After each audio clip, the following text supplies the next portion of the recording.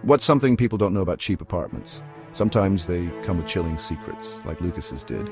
Lucas was working late one evening in his new apartment, a place notorious for its mysteriously low rent.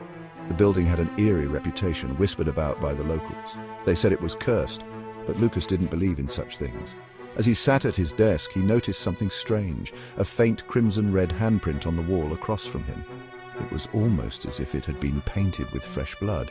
At first he brushed it off as a trick of the light or maybe a smudge of paint. He tried to focus on his work, but his eyes kept drifting back to that unsettling mark.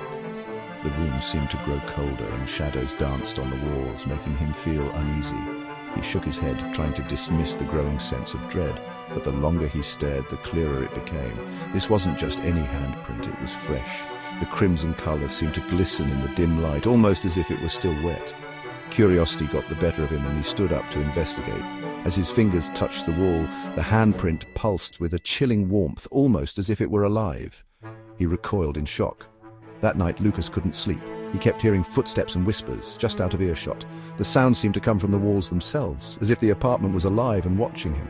The next morning, the handprint was gone, but a new one had appeared, on the bathroom mirror. Wiping it away, he was horrified to see a message written in blood, "You're next." Panic set in as he realized he was not alone. Lucas soon discovered a terrifying truth. The apartment's previous tenants had vanished without a trace, and the handprints, they were left by something or someone unseen. The more he dug into the history of the building, the more sinister it became. Old newspaper clippings revealed a pattern of disappearances, all linked to his apartment. Each tenant had reported strange occurrences before they vanished. The handprints were a warning, a mark of impending doom. Now, Lucas couldn't help but wonder, is he next? The fear gnawed at him, making every creak and shadow a potential threat. He knew he had to find a way to break the curse, or he would become the next victim of the red handprint.